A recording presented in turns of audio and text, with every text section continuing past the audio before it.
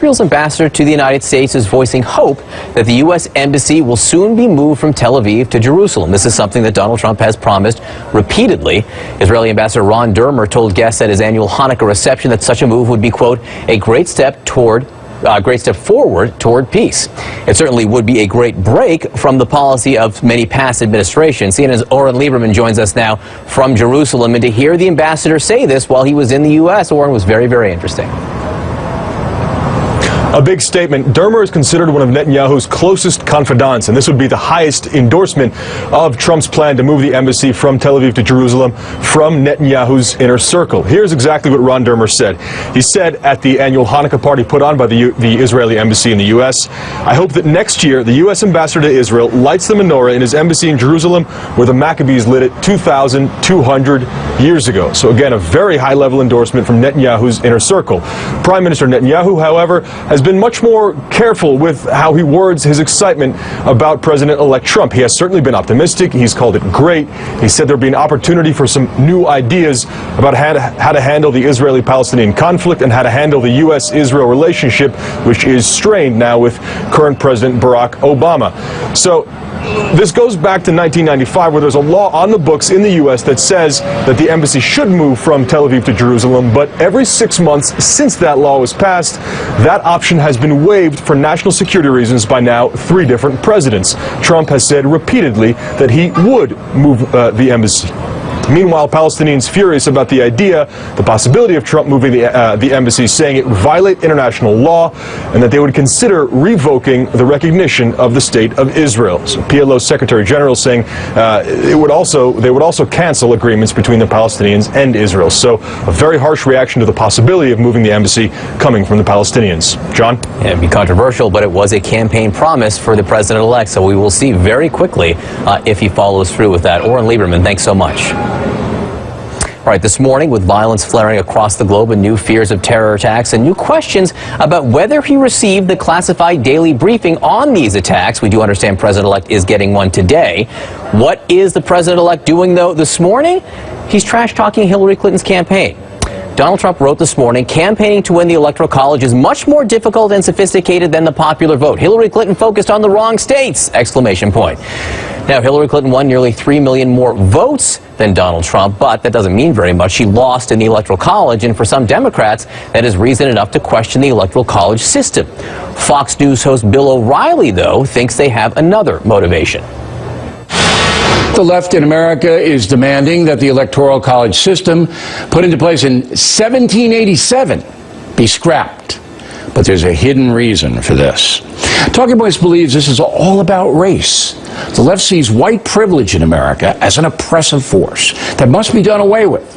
Therefore, white working-class voters must be marginalized. Summing up, left wants power taken away from the white establishment. They want a profound change in the way America is run. Taking voting power away from the white precincts is the quickest way to do that.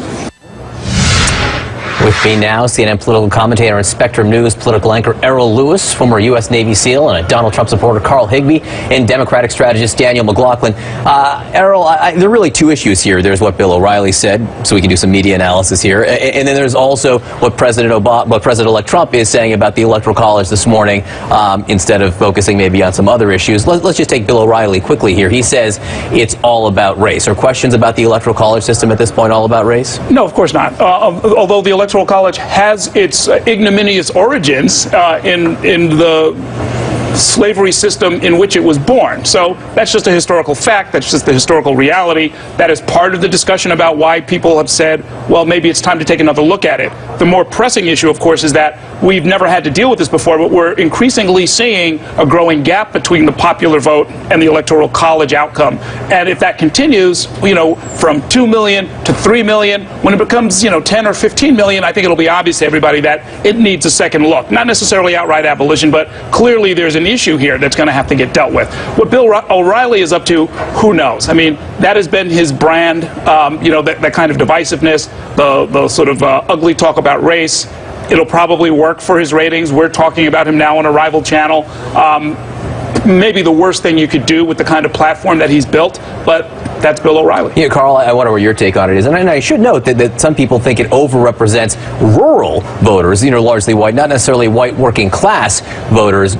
But beside the point, what did you make of what Bill O'Reilly said? I generally agree with Bill O'Reilly, but I don't really agree. I think he's oversimplifying it in the terms of race, and I think it is a talking point for both left and right to singular race in this thing. But let's look at the Electoral College and why it's there in the first place. It's so you can't campaign in the top 5 cities where they're populous and then win the entire country. I mean, Donald Trump won basically 96% geographically of America. So and typically minorities are harbored most in the inner cities. So the issue is he's making the point that white working class are trying to be marginalized by doing away with the Electoral College system, which would marginalize a large geographical area of the country. But I think he's oversimplifying it for that segment. Just to be clear, Errol's right. Historically speaking, the Electoral College was founded really based on a couple of things. One was to make sure, in some cases, that slaveholding states did have as much representation as the northern states, which did not hold slaves. The other issue, which ironically now, was that Alexander Hamilton and others wanted this body to be a buffer. But you used to have to own land, too, to vote. Well, and then slaves, counted as 3/5. Right. I mean, there's a lot of used-tos here that historically doesn't apply and should not apply anymore. Danielle, do you think at this point, you're a Democrat, do you think the Electoral College should go away? Well, it's not functioning as it was designed to function. And one thing we can see with the most recent election is the Electoral College was meant to be a break on the sort of uneducated, unknowing populace, which is the way the founders intended it. Of course, what we have today with information technology, with the internet, we are more informed. We have a robust media. And so the idea that there are these electors on high that are going to make determinations about a president that regular folks can't make, I think doesn't make any sense anymore. So that's, I think, another reason to think about getting rid of it. Whether we can or not, and whether this becomes yet another partisan issue, which I suspect that it will, is another question altogether. But Errol might have it right. It might just be a ratings issue that he's going on right now. Let's talk about what the president-elect was doing this morning, because I was surprised to see him bring this up. I don't think he was bringing it up because Bill O'Reilly brought it up last night. I'm not sure why President-elect Trump decided to Monday morning quarterback an election he won. Right? I mean, you don't often look back, and argue over the finer points of an election which you won. The only thing I could think of, Errol, was maybe he wanted people talking about that rather than some of these stories that have come out over the last 24 hours about his sons maybe trying to, grant access or sell access to a charity, for a fundraising. Well, that's exactly right. When the conflict of interest questions get a little bit too hot, all of a sudden, what he'll do is take his Twitter and reprogram the reporting of news channels, including this one, frankly, and have us talk about something else. So there's that. There's also this, nagging question about whether or not he bothered to get any briefings, national security briefings, as the world is literally going up in flames, depending on the corner of the globe that you're looking at. So yes, it's a tool of distraction. It seems to work pretty reliably for him, and he'll do it as long as it works. So let's not be distracted. Let's talk facts around the world that concerns us all. They won't tell us whether he was receiving the briefing from the intelligence service. They did say he was talking to his national security team. Today we do learn that he is getting the classified daily briefing. Is that a good move in your opinion?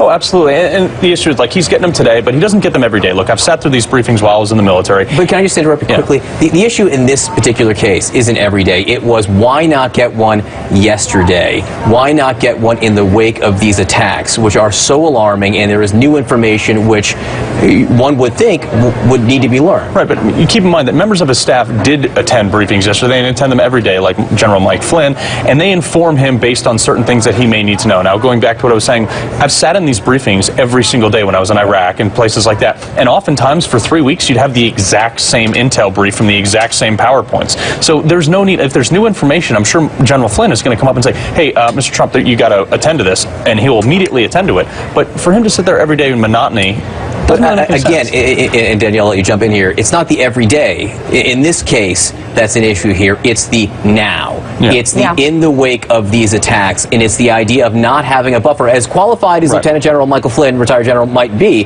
why play a game of telephone? Why not get the intelligence directly from the source? I agree. I think there's 3 things going on here. One is optics. We have, and it's sort of related to number 2, Donald Trump is the least qualified candidate and now, president-elect that we've had in the history of this country. He has not been in politics. That's your opinion as a Democrat. I would say, and I will clarify, in terms of we've either had generals who have served in the military, or we've had folks who've been in politics. So I'm not saying he's not qualified within business and other things. So I want to make that very clear.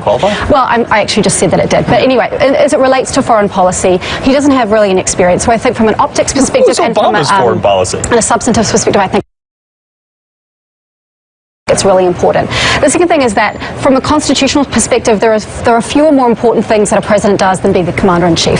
And so I think, Carl, your point is well taken. If it is repetitive, I can understand that. But I think folks in America might want to see, because that power is so important and because we have so much going on, we have an ongoing Israeli-Palestine conflict. We have what's going on in Berlin. We have Ankara. We have, press suppression in Ankara. There's so much going on. This world is really, I don't want to say falling apart. There's a lot going on. And we want to see that he's taking it seriously and he's doing his job. Yeah, the optics matter here, and it's different, right? We're not pre-election. The optics matter in the image you portray to the country as the image of a leader. That's right. I mean, look, in South Korea, you have an absolute level of upheaval that we barely even report on. We've got, people marching in the streets probably as we speak right now. You've got things that are going on in the Middle East. You've got things that are going on all over the world. And we know from bitter history that it was at a briefing that a prior president was told that there's this thing called Al-Qaeda out there that's planning to strike the United States. It didn't stand out enough. It wasn't handled properly. We know that other presidents, like President Obama, take the same 10 minutes that they got maybe the day before and then have an hour-long conversation about what it means and how to tweak the policy. If Donald Trump doesn't want to do any of that, that's fine. That's his prerogative. However, we have the right to ask, maybe it would be better to do what your predecessors have done. And if you're not going to do it, please explain why. Carl, last word. Yeah, well, the other thing, too, is I want to point out that Obama, in his first term, only attended less than half of the intel briefings, probably because he saw the same reasons, the repetitiveness. But also, we have somebody, you're calling Donald Trump not qualified or the least qualified. President Obama served, half a Senate term and had no foreign policy experience. So I would argue that Donald Trump is exponentially more qualified than that. I will say the one thing that qualified both of them is that they both won a presidential election. Absolutely. And you're qualified when the American people pick you to be president. Right. You will be the president, so you should learn how to do it. Guys, thanks so much for being with us. I appreciate it. Have a great holiday. If I don't see you again. Just in, we are getting word that Russia is now saying all dialogue with the U.S. is, quote, frozen. What does that mean? That sounds like a major development. We're going to get details live from Moscow coming up next.